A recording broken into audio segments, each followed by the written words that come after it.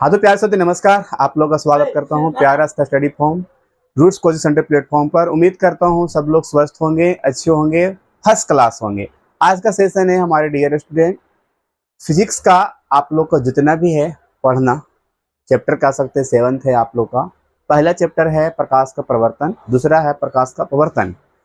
उसके बाद जाइएगा तो निर्मित के बारे में यानी कि मानव नेत्र के बारे में पढ़ना, सॉरी माफ करिएगा। चौथा है विद्युत धारा, फिर चुंबकीय क्षेत्रफल है, फिर आपको ऊर्जा स्रोत ऊर्जा के बारे में पढ़ना है। बहुत सा है, आप लोग को मैक्सिमम कह सकते हैं 6-5 ही लगता है। हाँ यही है। तो आज आप लोग को हम फिजिक्स में जितना भी है फॉर्मूला अर्थात सूत्र, उसका हम लोग चर्चा आज करेंगे। और यहाँ से फिजिक्स के सूत्र आपको 5 मार्क्स एग्जाम में पूछता है। डियर कितने मार्क्स? 5 मार्क्स याद रखिएगा। 5 मार्क्स एग्जाम में आने की यहाँ से पूरी संभावना। चलिए स्टार्ट करते हैं। लिखा हुआ है यहाँ पर सभी महत्वपूर्ण भौतिकी सूत्र फिजिक्स फॉर्मूला क्लास 10th विद्यार्थी के लिए, जो भी बोर्ड से पढ़ रहे हैं, बिहार बोर्ड हो, बिहार बोर्ड के लिए तो ये बहुत ही ज़्यादा जरूरी है याद रखना। या तो झारखंड बोर्ड भी क्यों ना हो, यूपी बोर्ड क्यों ना हो, सबका तो सिलेबस एक ही होती है, बस मीडियम अलग अलग हो जाती है कि यूपी बोर्ड है मीडियम यानी कि इंग्लिश मीडियम है, किसी का हिंदी मीडियम होती है। और बात किया जाए तो बोर्ड भी होती है, यूपी बोर्ड है, किसी का झारखंड बोर्ड है, समझ रहे ना बात को, किसी का सीबीएसई बोर्ड है। तो पढ़ना तो सिलेबस एक ही है। चलिए स्टार्ट करते हैं, हम लोग देर नहीं करते हैं। पहला है सूत्र याद रखना, बेहद जरूरी है, दर्पण सूत्र। दर्पण सूत्र पहले चैप्टर में पढ़ना था, उत्तल दर्पण और अवतल दर्पण के बारे में। उनका सूत्र है 1/v + 1/u = 1/f। ये आपको दर्पण सूत्र है। और ये जो है सूत्र आपको उपयोग होता है डियर, याद रखना, इसका जो उपयोग होता है अवतल और उत्तल दर्पण को निकालने के लिए, चिन्हों के लिए, यानी कि उपयुक्त कह सकते हैं चिन्हों के लिए ही प्रयोग किया जाता है दर्पण सूत्र का। 1/v + 1/u = 1/f। ठीक है। दूसरा सूत्र है F बराबर, F कहते हैं हम लोग फोकस दूरी, इसे कहते हैं, इसे हम लोग मिरर भी कहते हैं, मिरर मतलब दर्पण। F का मतलब होता फोकस दूरी का सूत्र होता R/2। R होता वक्रता त्रिज्या, R क्या है? वक्रता त्रिज्या है। तो दूसरा सूत्र को याद रखना भी बेहद ही जरूरी है डियर। ठीक है, तो ये भी दूसरा सूत्र को याद रखिएगा, आप एग्जाम में बहुत ही आपको फायदा करेगा और आपको एग्जाम में आएगा। गोलीय दर्पण, स्फेरिकल मिरर, स्फेरिकल मिरर के बारे में कह सकते हैं -v/u होता है। v कहते हैं हम लोग, v कहते हैं प्रतिबिंब दूरी और u कहते हैं वस्तु दूरी को। ठीक है। चलिए लेंस सूत्र, जिसे कहते हैं हम लोग लेंस का सूत्र, लेंस का सूत्र होता है 1/v - 1/u = 1/f। देखिएगा लेंस सूत्र को एक बार नजर दौड़ाइएगा और दूसरा का देखिएगा डियर आप दर्पण सूत्र को। सर दोनों तो सेम है, दोनों सेम नहीं है डियर, देखा जाए बढ़िया से देखिए, दोनों सेम नहीं है, कुछ तो है। अगर दोनों सेम होता तो एक ही सूत्र कहलाता है ना, लेंस और दर्पण एक ही। लेकिन यहाँ पर 1/v है + 1/u है बराबर 1/f है। और यहाँ पर देखिएगा लेंस सूत्र में 1/v - 1/u = 1/f, यहाँ माइनस आ गया, यहाँ प्लस आ गया। कंफ्यूजन एग्जाम में एकदम ना होइएगा, ध्यान देकर आप इसे मारिएगा। कभी कभी दर्पण सूत्र में आपको लेंस का सूत्र भी दे देता है एग्जाम्पल में, समझ रहे ना, तो आप इसे ध्यान से देखकर मारिएगा। आवर्धन के बारे में जिसे कहते हैं हम लोग मैग्निफिकेशन, एम से हम लोग उसे सूचित करते हैं, इंडिकेट करते हैं। मैग्निफिकेशन जिसे कहते हैं हम लोग प्रतिबिंब की ऊंचाई बाई वस्तु की ऊंचाई, एक भी एग्जाम में कई बार आ चुका है डियर, तो ये भी याद रखिएगा, वेरी वेरी इंपॉर्टेंट, ये भी आपके लिए एग्जाम के लिए बहुत ही ज्यादा जरूरत है याद रखना। ठीक है, 5 मार्क्स से कहते हैं अंग्रेजी में H, इसे -/h याद रखना शॉर्ट में। लेंस सूत्र के लिए आवर्धन, लेंस के सूत्र के लिए आवर्धन होता है + v/u, लेकिन आवर्धन यहाँ पर अलग है। ठीक है, और ये लेंस सूत्र के लिए +v/u। और यहाँ गोलीय दर्पण के देखा जाए तो यहाँ पर माइनस है, यहाँ पॉजिटिव, गोलीय दर्पण के लिए माइनस हो जाएगा। लेकिन लेंस सूत्र के लिए हम प्रयोग करते हैं आवर्धन के लिए, मैग्निफिकेशन निकालते हैं तो +v/u होता है। ठीक है, याद रखना बहुत जरूरी है। लेंस की क्षमता जिसे पावर कहते हैं हम लोग, 1/f। एफ मतलब होता है फोकस, दूरी, अब पावर मतलब होता है क्षमता।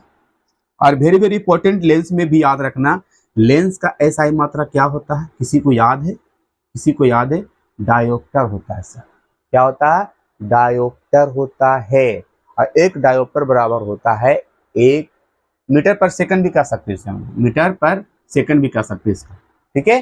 तो एक डायोप्टर बराबर होता है 1 मीटर। एक डायोप्टर बराबर कितना होता है? 1 मीटर होता है भैया, ठीक है। ये भी याद रखना बेहद ही जरूरी है। लेंस का सूत्र भी कई बार एग्जाम में पूछ चुका है। चलिए, अपवर्तनांक जिसे एन कहते हैं हम लोग, अपवर्तनांक निकालना आप लोग को पढ़ना है। क्या है? Sine i by sine r. I मतलब इंसिडेंट रे और आर मतलब रिफ्लेक्शन रे, है ना। आपतन कोण और कहते हैं अपवर्तन कोण और आपतन कोण, ठीक है। अपवर्तन कोण और आपतन कोण। विद्युत धारा, विद्युत धारा भी याद रखना बेहद जरूरी, जिसे कहते हैं इलेक्ट्रिक करंट। क्या कहते हैं हम लोग? इसे इलेक्ट्रिक करंट कहते हैं भैया। तो इलेक्ट्रिक करंट बराबर होता, आई से हम इंडिकेट करते हैं, ठीक है। इलेक्ट्रिक करंट बराबर होता Q बाई टी। Q है आपका आवेश और T है आपका समय, यानी कि समय बटा, सॉरी, आवेश बटा समय। जहां लिखा हुआ है Q आवेश है डियर और T आपका समय है। T आपका क्या है? समय है ना। अब विद्युत धारा का एसआई मात्रक क्या होता है? एम्पियर। मैंने आप लोग को सारा का एसआई मात्रक वीडियो बना रखा हूं, इस वीडियो के साथ आपको डिस्क्रिप्शन में डाल दूंगा, क्योंकि एसआई मात्रक से एग्जाम में कई बार फिजिक्स में आया है क्वेश्चन। तो मैं इस वीडियो के साथ लिंक में डिस्क्रिप्शन में सभी का एसआई मात्रा का वीडियो लिंक डाल दूंगा, आप उसे जरूर से जरूर देख लीजिएगा, याद कर लीजिएगा। चलिए, याद रखना Q आपका आवेश है और T आपका समय है। तो विद्युत धारा का एसआई मात्रा एम्पियर होता है, ठीक है। विद्युत शक्ति का एसआई मात्रा क्या होता है? पता होना चाहिए। विद्युत शक्ति का क्या होता है, बता सकते हैं? वोल्ट होता है सर। क्या होता है? तो विभवांतर होता है। विद्युत शक्ति का एसआई मात्रा, विद्युत शक्ति बराबर क्या होता है फॉर्मूला? तो W बाई टी होता है। W हम लोग यहाँ पर कार्य के लिए यूज करते हैं, यानी कार्य बटा समय होता है। कार्य बटा समय, टी मतलब समय होता है। देखिए लिखा गया यहाँ पर, जहां W कार्य है यानी कि वर्क है और टी आपका टाइम अर्थात समय है। तो याद रखना विद्युत शक्ति का W बाई टी, ये आपका वेरी वेरी इंपॉर्टेंट, नॉर्मिकल बनाने के लिए एग्जाम में भी कई बार आ चुका है, तो आपको एग्जाम में याद रखना बेहद ही जरूरी है। अवयवों का नियम के अनुसार, ओम का नियम किसने दिया था? किसने दिया था पता है आप लोग को? जूल ने दिया था ना। तो ये जूल आपका वैज्ञानिक था जो उनको द्वारा मिला था। इनका रखिएगा 1/r इंटू भी। देखिए आर आपका यहाँ पर प्रतिरोध है, जिसे कहते हैं रेजिस्टेंस। अब बी आपका वोल्ट अर्थात विभवांतर है। क्या है? विभवांतर है। आई आपको ओम का नियम के रूप में यहाँ पर I/r इंटू भी। याद रखना, ये भी बहुत ही आपको सूत्र एग्जाम में कई बार पूछ चुका है, ठीक है। तो आप सारे सूत्रों को याद रखना ही जरूरी है डियर। चलिए आगे है विद्युत धारा। विद्युत धारा से उत्पन्न ऊष्मा के बराबर ऊष्मा क्या निकालना? ऊष्मा का फॉर्मूला होता है I² into are into T. ये भी याद रखना, I² है ना, R इंटू टी। अगला, लेंस की क्षमता को सटाकर रखने पर, एक दूसरे को सटाकर रखते हैं हम लोग लेंस को, जैसे कि लेंस हमारा कई है उसको सटाकर रखते हैं, तो उसका निकालते हैं किस प्रकार हम मान? तो यहाँ पर लिखना P बराबर P1, P बराबर P1 plus P2 plus P3 plus P4 dot dot dot आगे चलते रहेगा। इस तरह से, जिस तरह से सटाते रहिएगा एक दूसरे को, सटा सटा के रखिएगा, उसी प्रकार इसका क्षमता आगे की ओर बढ़ता चला जाएगा, है ना। तो लेंस की क्षमता का सटा कर रखने पर P1 plus P2 plus P3 plus P4 याद रखना। आगे प्रतिरोधकता, जिसे कहते हैं रेजिस्टेंस। प्रतिरोधकता में समझते हैं रोकना, है ना। प्रतिरोधकता का दो इसमें कंडीशन है, एक श्रेणी क्रम में समूहन का हम लोग जिससे जोड़ना, है ना, श्रेणी क्रम में, पैरेलल में पैरेलल कहते हैं हम लोग, क्या कहते हैं सीरीज में, सीरीज कहते हैं। तो RS बराबर R1 plus R2 plus R3, ये आपको श्रेणी क्रम में लिखते हैं। प्रतिरोधकता करो समांतर क्रम, जिसे पैरेलल कहते हैं। समांतर क्रम में क्या होता है डियर? R1/RP बराबर 1/R1 plus 1/R2 plus 1/R3। ये आपका बेहतरीन तरीका से आप लोग का सूत्र है, और सभी का एसआई मात्रक याद रखना बेहद ही जरूरी है डियर।